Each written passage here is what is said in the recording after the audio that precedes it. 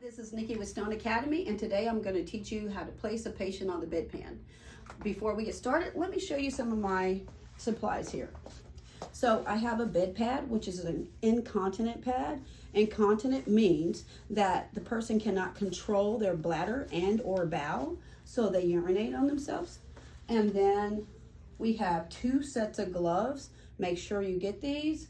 You also have a roll of toilet paper, and then you have your hand wipes. Remember, this is for the Prometric skill in Texas. I have a barrier over here, and please do not put your bedpan on this table. This is where they eat and socialize, and you do not want to put a bedpan on the table. Okay, so I'm going to get started. Hi, Mrs. Smith. Hi.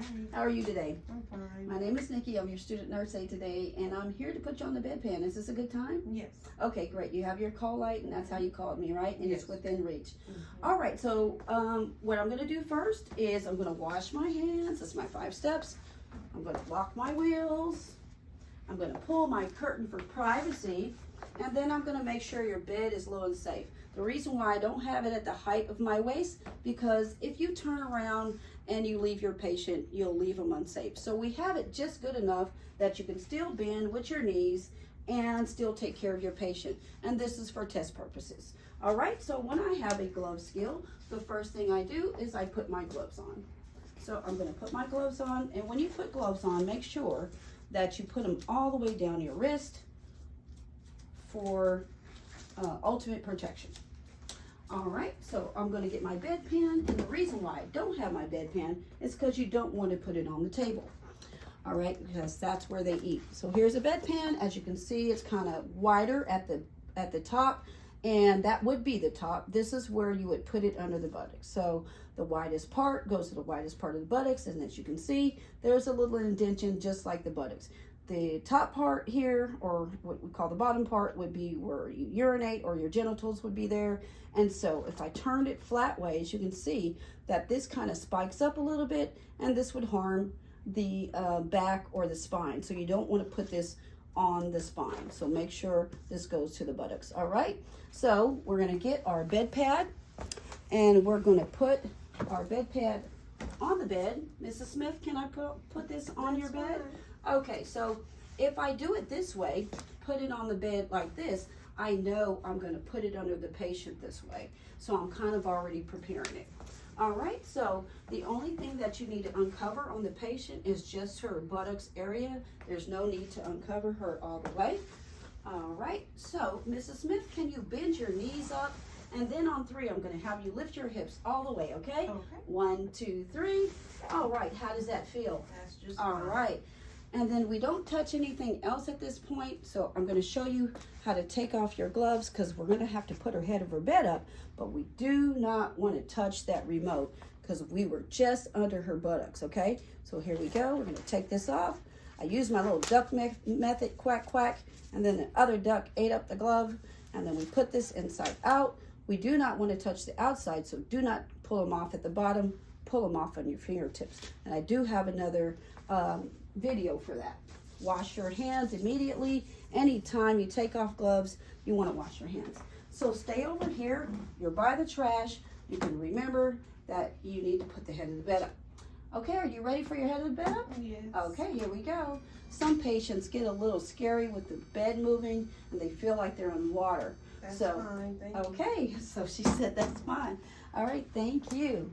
All right, so right now what I'm going to do is bring your table close to you, because this is your toilet paper to wipe your buttocks.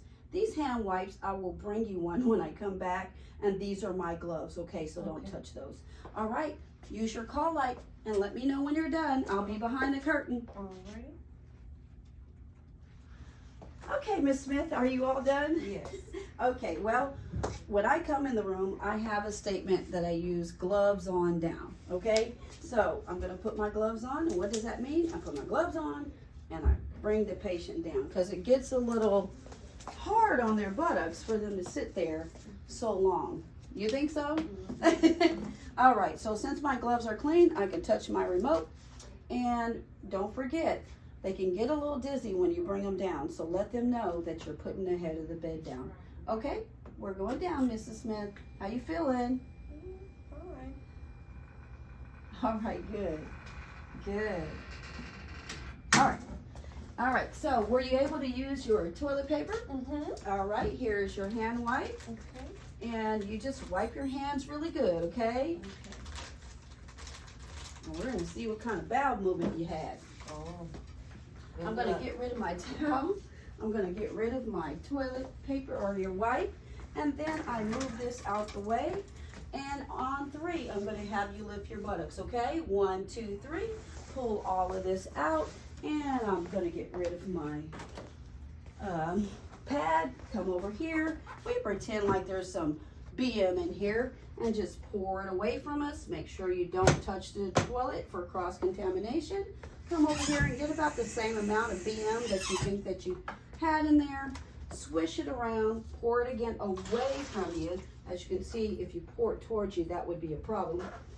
And then you want to dry it completely and thoroughly so you can combat all that bacteria that happens with moisture and water. Now, you want to take off your gloves, and remember the quack quack method. You take it off, make it disappear, and take it off. And what do we do next? If you say wash your hands, you would be correct. All right, Mrs. Smith, would you like your bedside table next to you? Yes, ma'am. Okay, so on their bedside table, they might have reading glasses, a remote control, a deck of cards, who knows?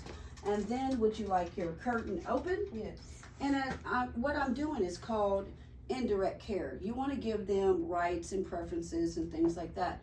Would you like your TV on? Mm-hmm. Okay, great. So again, remember you will have your 3 skills on a piece of paper that Prometric will provide, and you want to look at that again to make sure that you got everything correct.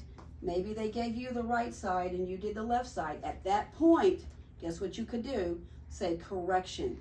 I made a mistake, and you would do that skill again, or wherever they see fit that you need to start again. So at this point, I look at my skill and I wash my hands again, because who knows, maybe I forgot to wash my hands. So this is a fail-safe. I wash my hands, I look at the examiner, and I say my skill is complete. Thank you.